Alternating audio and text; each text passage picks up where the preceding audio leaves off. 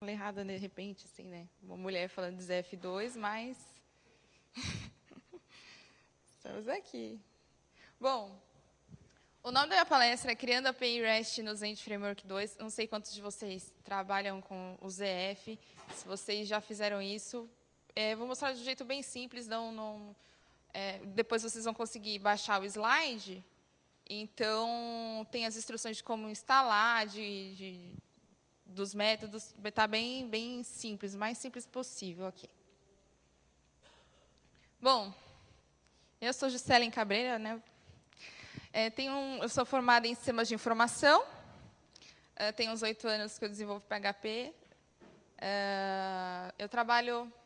Acabei de tirar a certificação ZCPE de PHP, versão 5.5. Eu trabalho na For Linux, e lá eu trabalho como desenvolvedora, e também trabalho como instrutora, ministrando treinamento, que é isso que a gente faz. Inclusive, falando um pouquinho da For Linux, nós somos uma empresa de consultoria e treinamento. Nós tanto ministramos treinamento lá na For Linux, como, eventualmente, a gente sai para outros lugares para ministrar em company. O que a gente tem como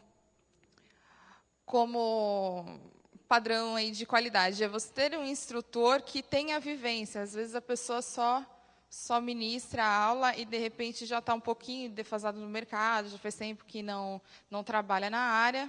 Isso é um pouco chato, né?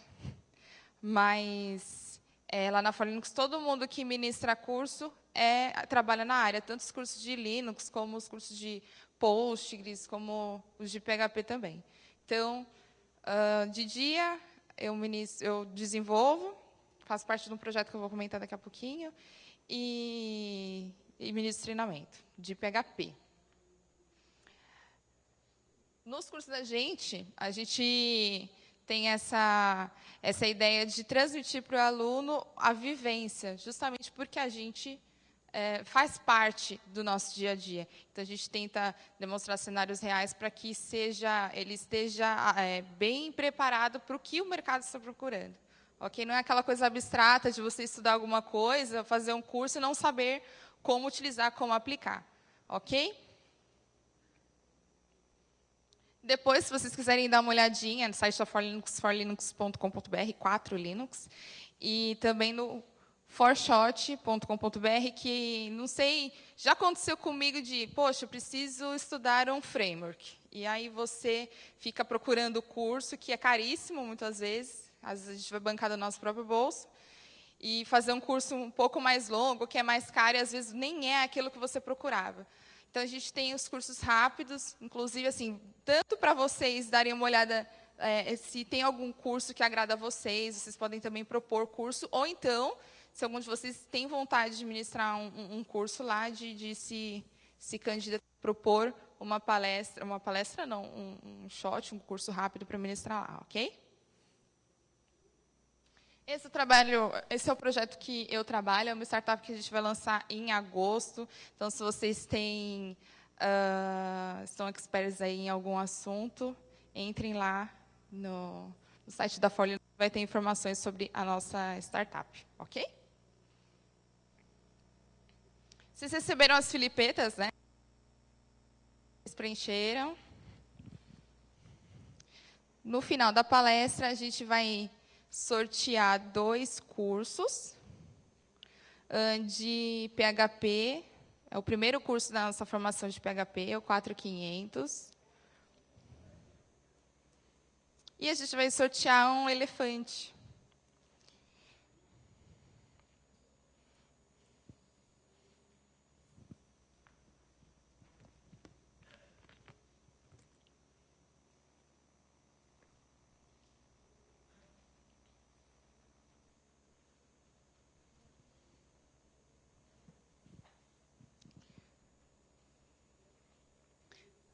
Bom, e vamos à palestra. Né?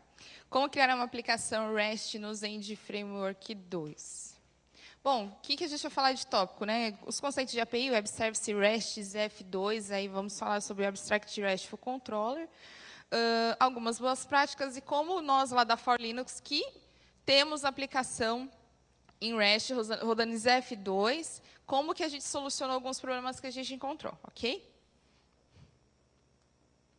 Bom, primeiro, o que é a API, né? Ele é um acrônimo, significa Interface de Programação de Aplicações. Então, o que é isso? O que é uma API? É uma aplicação, um sistema desenvolvido para ser integrado com outros sistemas. A principal palavra-chave disso é integração. Então, a gente fica ouvindo aí a API do Facebook, a API do Twitter, a API do Correio, a API do Google Maps. Puxa, o que é a API? A API é um sistema que foi criado para ser integrável, para se comunicar com outros sistemas. O que é interessante de uma API? Às vezes já aconteceu com... Bom, acredito que vocês são desenvolvedores, ou quem não é, tem alguma vontade de ser. Já aconteceu de ter aplicações de diferentes plataformas da empresa e precisa se conversar. Então, o que acontece na maioria das vezes? Acaba mudando uma aplicação todinha para aquela outra linguagem, para que elas se conversem. Então, às vezes é alguma pequena fatia do sistema que precisaria se conectar, então você usa uma API, cria uma API para eles se conversarem. Por quê? A API vai ser numa linguagem multiplataforma. Ele vai se comunicar tanto num sistema PHP, num sistema Java, num sistema .NET, enfim, ele vai conseguir se conversar, ok? E é o que a gente fala de um sistema desenvolvido com arquitetura orientada a serviço.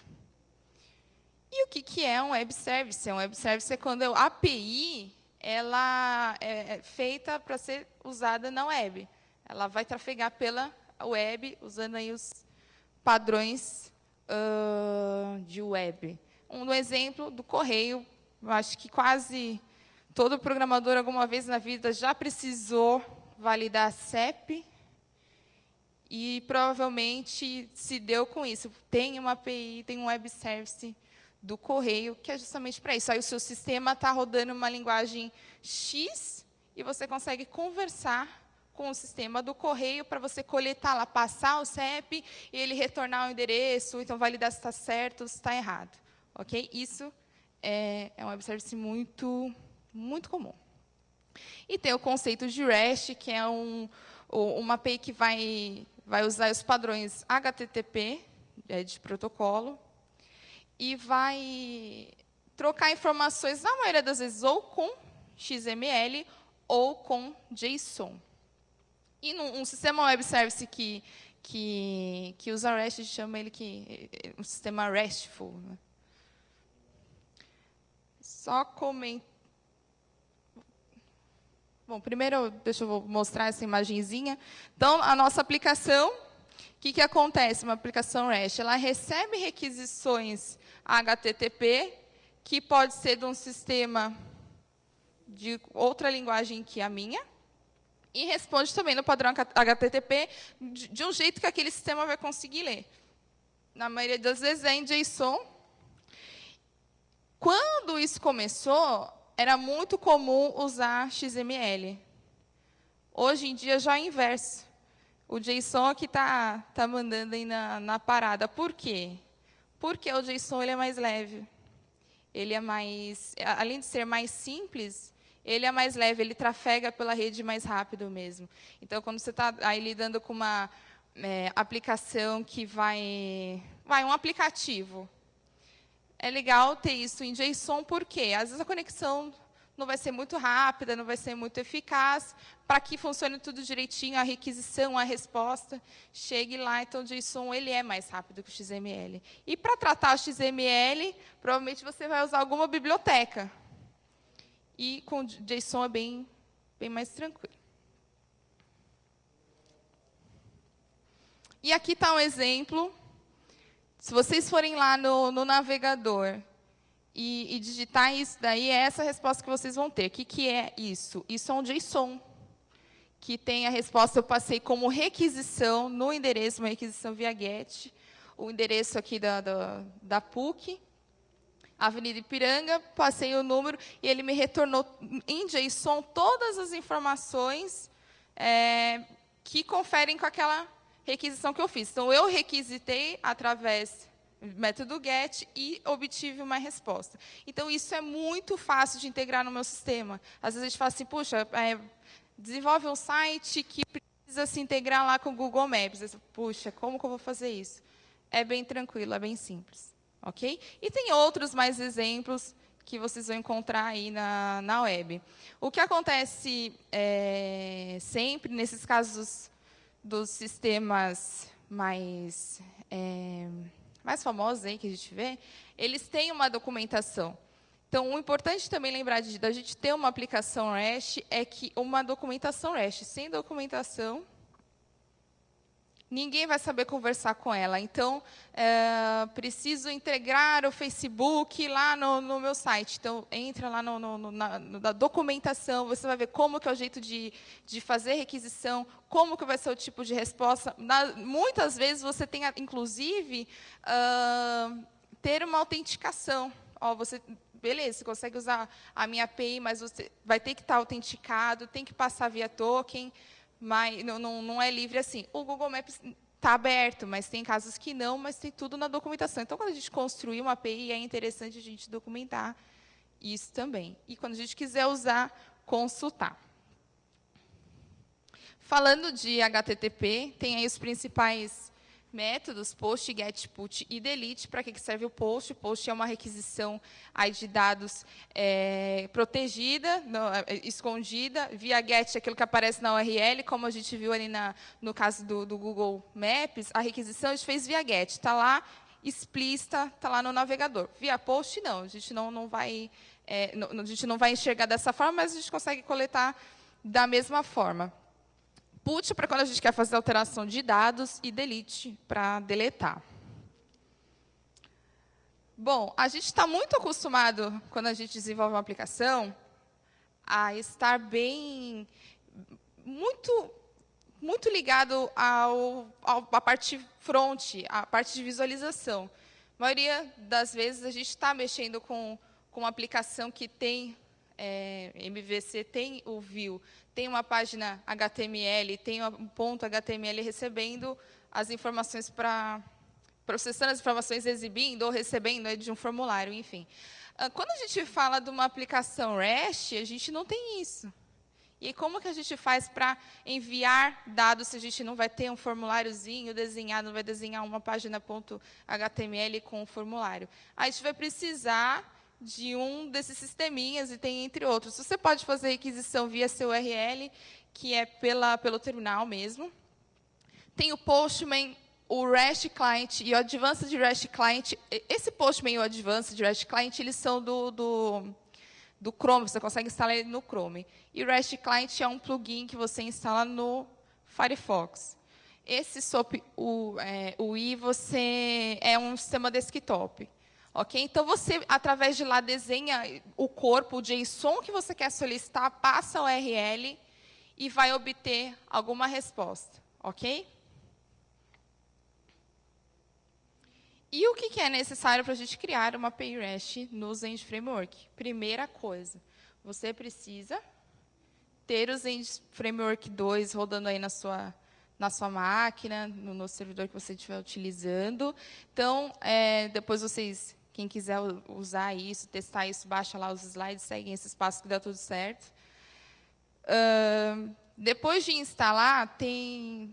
Quem de vocês mexe com os F2 aqui? Então, essa parte é tranquila. Para quem não mexe, o que acontece? O Zend Framework 2 tem um arquivo que ele contém um array gigante de configuração. Então, no começo, a gente assusta, bate o olho assim, puxa, o que é isso daqui? São informações que o ZF vai ler para a configuração, basicamente. Então, o nome do arquivo, onde a gente vai fazer a primeira configuração, é o module.config.php, a gente precisa configurar uma rota, que vai ser o endereço, o URL da nossa aplicação.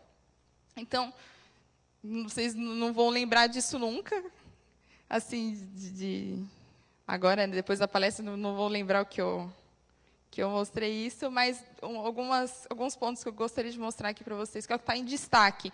O nome da rota ali Cadê? Aqui. É barra API. O que significa? Tudo vai rodar num barra API, barra alguma coisa. Como eu estou configurando essa rota? Eu estou configurando para ela ter um barra API, barra o nome do meu controller, eventualmente, e, eventualmente, um ID, para a gente conseguir passar quem a gente quer alterar, quem a gente quer listar, enfim. E eu configurei um controller padrão. Uma coisa que a gente vai fazer, por padrão, quando a gente instala o ZF, ele já vem configurado no View Manager para renderizar isso para um arquivo .html, .phml, enfim. Só que, se a gente não vai usar isso, a gente apaga e muda e indica esse Vue.json Strategy.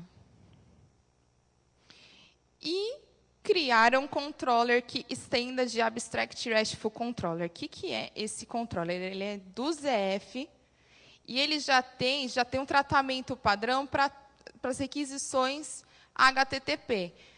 Posso pegar o controller padrão? O ZF ele tem um controller padrão. Mas por que usar o Abstract RESTful Controller se a minha aplicação vai ser REST? Porque, de repente, ali esse controller seu vai ter só uma requisição via POST. Não vai ter de mais nenhum outro tipo. Você não vai precisar ficar tratando isso separado. Esse próprio controller, ele já trata. Se, de repente, não existir aquela requisição, ele já dá um retorno de método não permitido. Ok? Então, é uma facilidade que a gente acaba tendo. Então, o que está aparecendo aqui?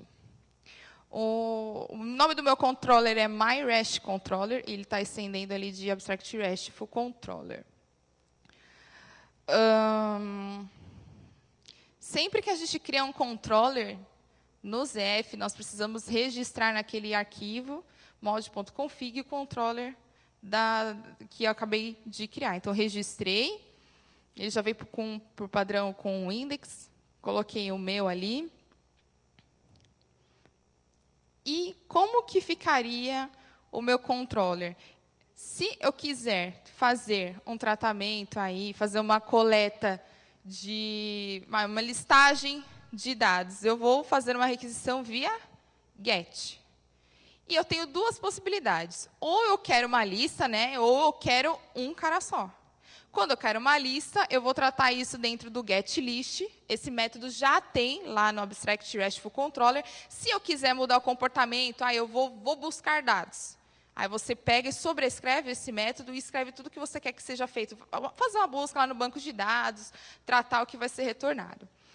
O método getList tem o método get, que vai receber um ID, e ele vai tratar, a gente vai usar ele para quando a gente quer retornar ok?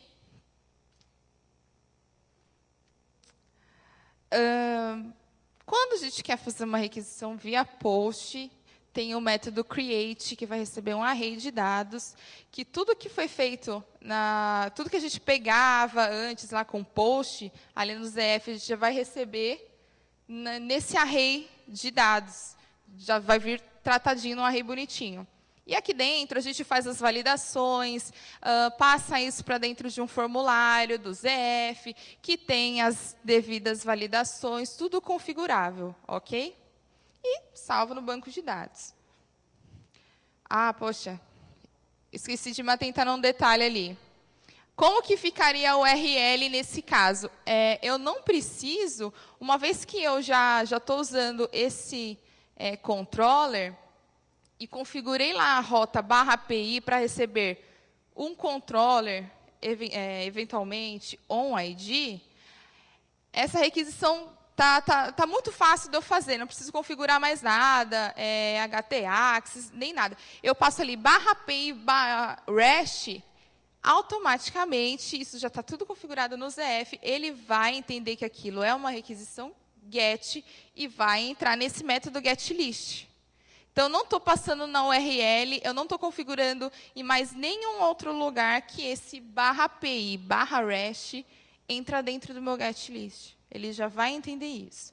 Se eu passar um barra alguma coisa depois do nome do meu controller, ele identifica que esse é o ID.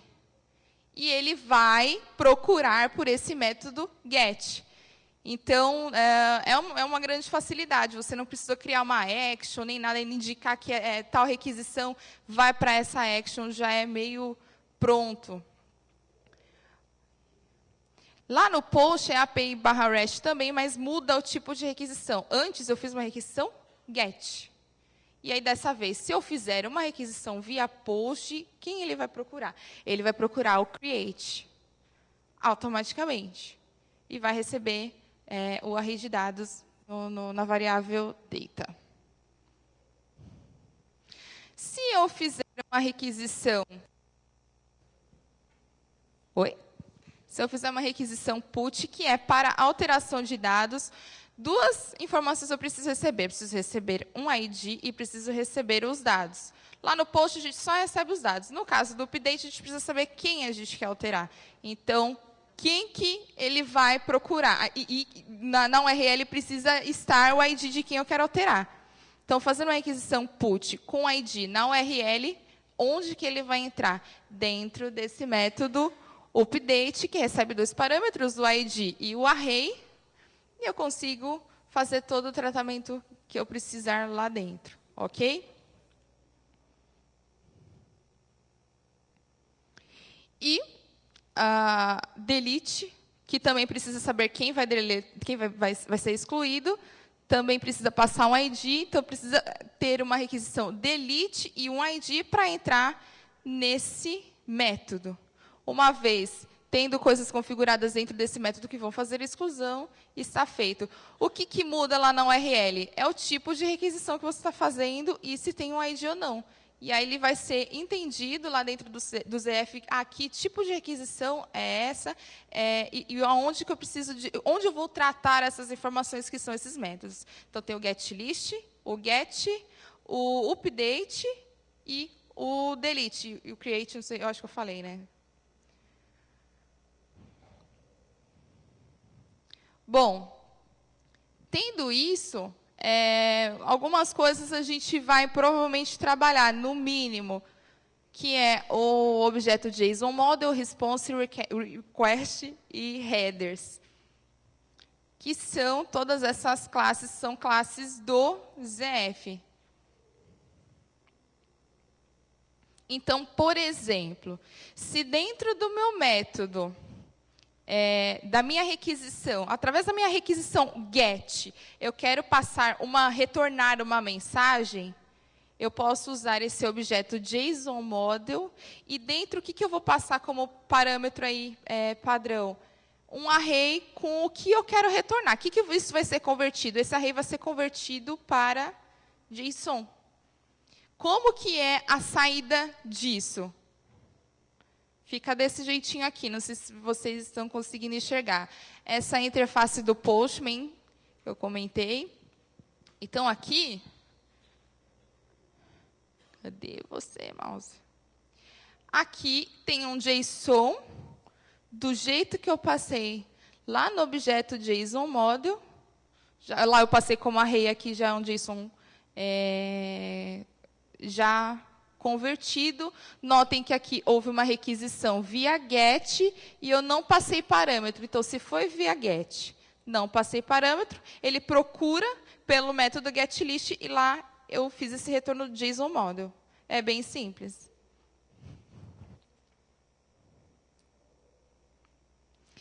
Uma boa prática é a gente indicar o status code da requisição, da resposta.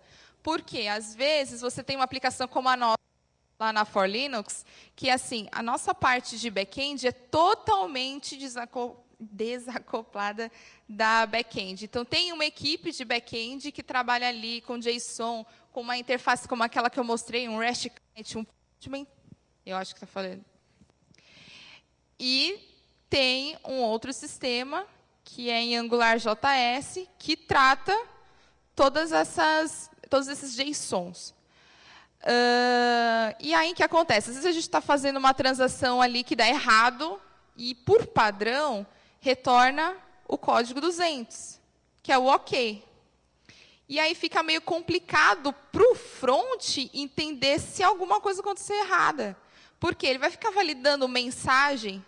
Ah, se a mensagem for essa, deu alguma coisa errada. Então, meio complicado isso para o lado front. Então, por esse motivo, a gente usa os códigos disponíveis do HTTP, que a gente usa bastante. Tem vários que a gente usa bastante. É o código 200, que é o padrão, que é o OK. O 201 a gente retorna quando teve uma requisição post, você salvou os dados bonitinhos, retorna um 201 lá para o front. Um 400, que foi uma requisição errada, incorreta, indevida, de repente ele passou os dados vazios, ou então você fez a validação e não está OK o formulário, tem um campo que ficou faltando preencher, você pode retornar um 400. 401 é para quando eu tenho, a minha aplicação ela é protegida. Então, você conseguiu identificar que não tem ninguém logado. Então, você dá um retorno ali de que não está autorizado. O 403 é para quando você tem uma situação de o usuário não tem acesso àquela página, àquela URL. Então, é importante até você implementar, por questão de segurança, um esquema de autenticação e autorização, para validar a cada requisição se aquele usuário está permitido para fazer aquilo. Não é porque é REST, que tem muita gente que fala assim, puxa, a aplicação REST é aberta, não é segura. Não, não é segura se você não criar ela para ser protegida. Ela precisa ter todos os cuidados que uma aplicação normal tem. Então, valida, fez a requisição. Ah, ele está logado? Beleza, está logado. Ah, mas ele tem autorização? Não, não tem. Não exibe, você pode retornar lá o código 403, que o front já vai saber como tratar isso, assim, sei lá, botar uma paginazinha de não, você não pode, enfim. 404, esse a gente conhece, né, de entrar em site e digitar URL errada ou ficar fora do ar, not found. O 405 é o que eu comentei com vocês, do porquê usar o Abstract RESTful Controller. Todos aqueles métodos, create, delete, update, getList, todos eles, por padrão, eles vêm com um retorno com esse status code, que é um método não permitido, porque você não configurou ele, de repente você não vai usar na sua aplicação. E o 500, quando deu algum pau, alguma coisa errada, enfim. Acho que a maioria deles a gente já teve algum contato alguma vez. Bom, uma vez que a gente consegue configurar ali o comportamento que a gente quer para aquela requisição HTTP, a gente consegue manipular cabeçalhos e status code. Como que a gente faz isso? Esse controller, ele já tem algumas propriedades que tem o objeto response, de resposta, request, de requisição. Então, quando eu dou um disresponse ali em cima, eu estou acessando esse objeto, e eu tenho um método getHeaders, que entra no objeto de headers, e consigo ali passar alguns parâmetros para configurar, para passar aquele cabeçalho. Nesse caso, o que eu estou indicando? Estou indicando que a minha resposta é content type application/json. Poderia ser um text/html, poderia ser qualquer outro cabeçalho ali, ok? E eu coloquei uma validação ali, se os dados enviados aí no post estiverem vazios, ele entra nessa condição e consigo setar o status que eu falei para vocês, que é disresponse, vem o objeto de resposta, set status code, e dentro dele eu indico um daqueles, o 200, se for tudo ok. Nesse caso não foi, é um 400, porque nenhum dado foi enviado, foi feita uma requisição post, não mandou nada, e aí eu quero retornar a mensagem. Então, imagina isso para o front. Ele fez uma requisição, o cara fez uma requisição via post vazia, e na aplicação retorna nenhum dado foi enviado. Como que ele vai ficar tratando isso lá do outro lado? Retorno nenhum dado foi enviado? É bem mais simples ele pegar o status code. Nesse caso, estou passando aqui o 400. Dentro do objeto response tem algumas constantes de classe. que tem todos esses métodos HTTP para facilitar a vida da gente, e está feito. O que acontece nesse caso? Olha lá na interface, eu fiz uma requisição via post, lá em cima. Opa. Via post, para minha URL /API/REST, sem nenhum corpo, aqui no body não tem nenhum JSON, nem nada. E olha aqui embaixo a resposta, status 400, e aqui a mensagem que vai ser usada lá para o front exibir para o usuário, ok? Se fosse 200, ia ficar um pouco mais complicado, né? E aqui é mais um exemplo de manipulação aí aliás, manipulação não, setar um status code diferente, que aí, para delete, eu posso tratar diferente do que o próprio controller padrão já tem. Do mesmo jeito, eu posso tratar diferente que o que eu fiz aqui. Recebi o ID e disse, ó, você precisa estar logado. De repente, ele não está autorizado, ele não fez login, e eu não vou permitir ele deletar algo na minha aplicação se não tem não tem uma autenticação feita. Aqui é um exemplo como o anterior, também ali, ó, delete /API/REST/1, e está com a mensagem que a gente retornou através do objeto JSON modo. Bom, e aí surge, acho que algumas dúvidas surgem na cabeça de vocês do tipo, poxa, como que vai autenticar? Se eu estiver mexendo com Doctrine, não sei se algum de vocês, o rapaz que mexe com Zef, não sei se ele mexe com Doctrine também, vem aqueles objetos enormes com um monte, vinculados com outros objetos, como que eu resolvo isso para serializar? Então, lá na For Linux, a gente acoplou alguns módulos na nossa aplicação, que é o ZFR Cores. Aliás, limita não, lá eu consigo dizer todas as URLs que vão conseguir, URLs não, todos os localhosts que vão,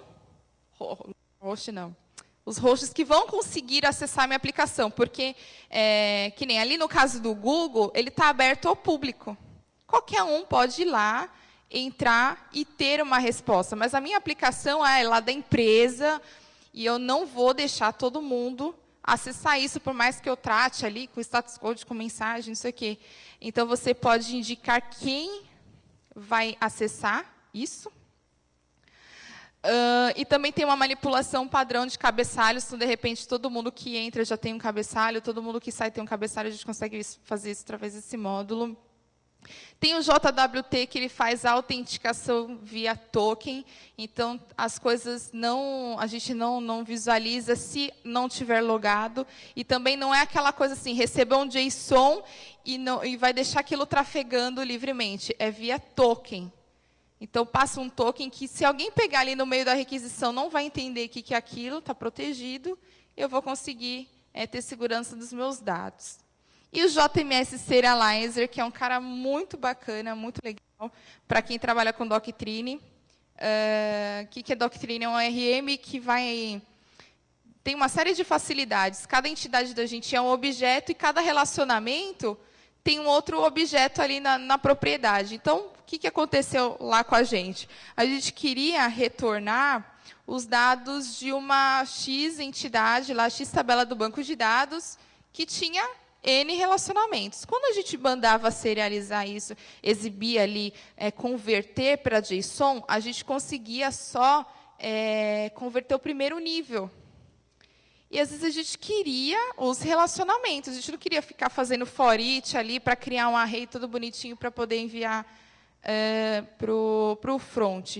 Então, a gente achou esse módulo, que é onde você consegue manipular quantos níveis você quer ir, quais são os dados que você quer, porque, inclusive, é uma coisa muito perigosa você liberar um JSON que tem uma pancada de coisa. Inclusive, se vocês derem uma mexida com carinho em alguns sites que têm API REST, às vezes fica coisa demais exibindo que não deveria, como, por exemplo, senha. Ele simplesmente pegou o objeto lá de usuário, serializou, transformou isso num JSON e tá lá, você olha lá no Fire Debug, consulta lá e fala assim, puxa vida, tá aqui a senha do cara, às vezes nem está salvo criptografado, isso é uma falha de segurança gravíssima. Então, com esse módulo, inclusive, a gente consegue indicar quais são as propriedades que a gente quer excluir, que a gente não quer mostrar na resposta.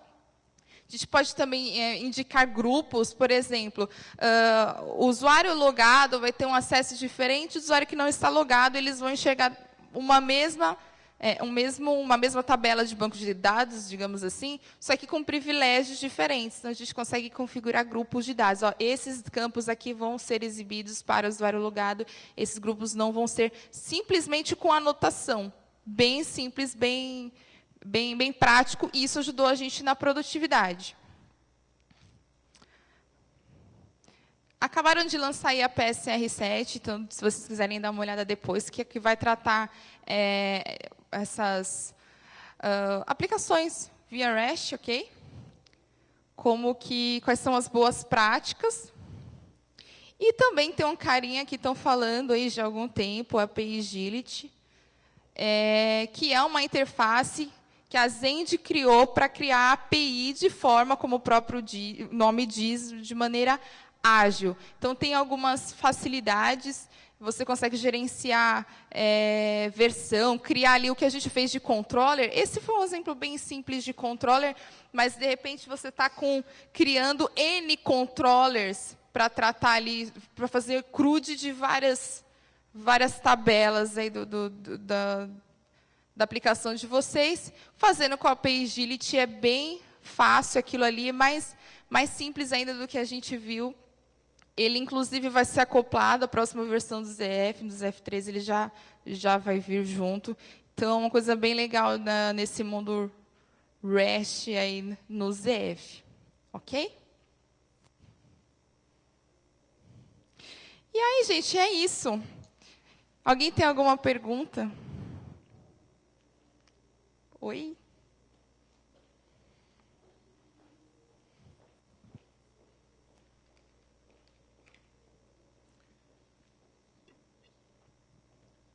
Oi, eu posso criar a aplicação, um controle respondendo REST e os demais continuando respondendo HTML para eu manter o mesmo projeto, tanto com um cliente web quanto um cliente REST?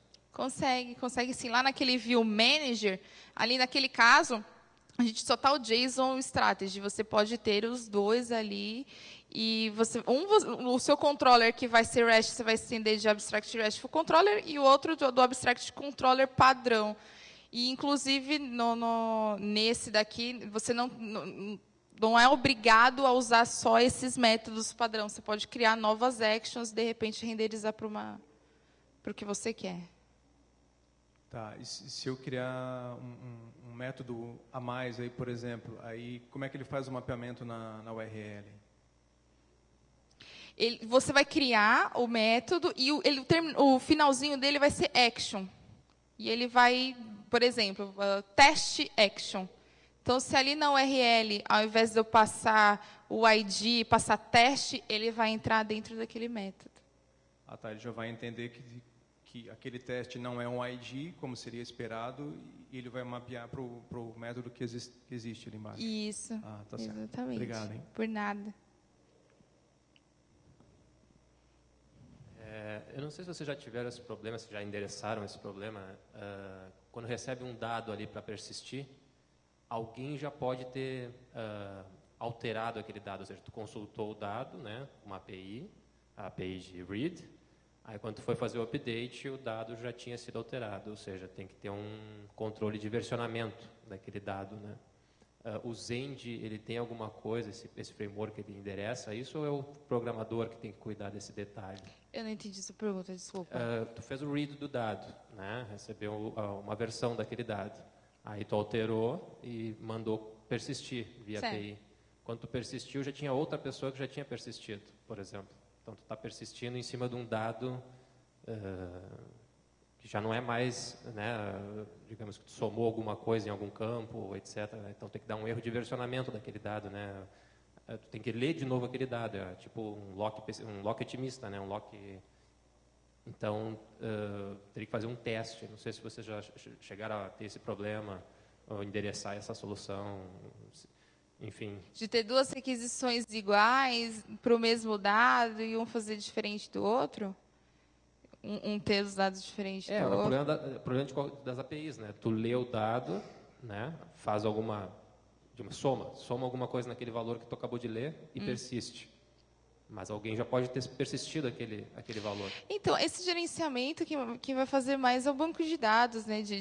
São requisições diferentes.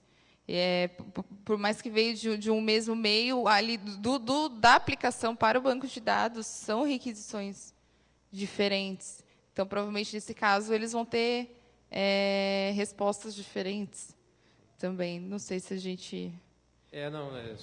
minha pergunta seria se de repente vocês já tivessem chegado nesse problema, endereçar em algum header, alguma coisa. A gente não teve. Esse tipo de problema a gente não teve, assim. Bom, e o token de segurança está trafegando nos headers, né? Vocês trafegam depois do login, depois da autenticação. Vocês usam o alt token? Se é aquele header alt token ou vocês usam um a gente usa a autenticação é feita via token e a gente usa dentro do WT, ele é feito com o OAuth 2. Certo. Então, está seguro ali.